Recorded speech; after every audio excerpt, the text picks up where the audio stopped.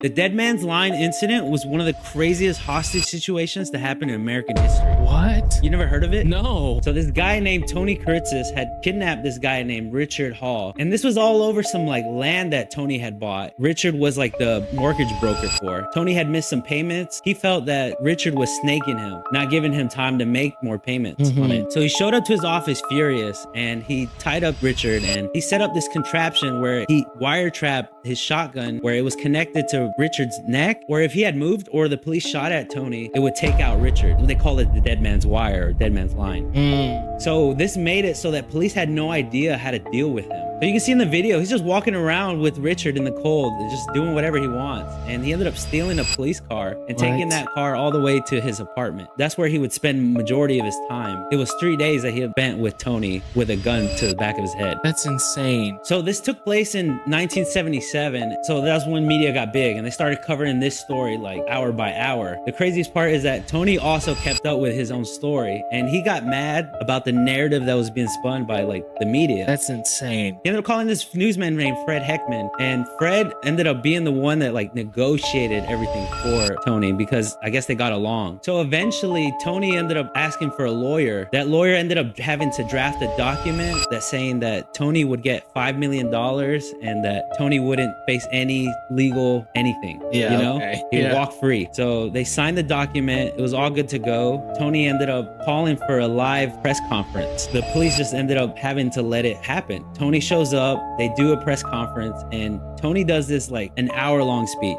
Yeah. Live television, national news. Like people, That's insane. everybody's watching, the whole country's watching. And what's crazy is a lot of people kind of saw Tony as a hero, kind of. What? Tony ended up releasing Richard. He was asked by like a reporter or something whether the gun was even loaded or not. Yeah. And that's when Tony went out and shot the shotgun right in the air. But what happened after was kind of crazy is because Tony ended up getting found not guilty due to insanity. What? Yeah, he spent 20 years like in and out of mental hospitals. And Richard ended up releasing a book explaining like all the countless days that he ended up being, you know, kidnapped and how he dealt with it.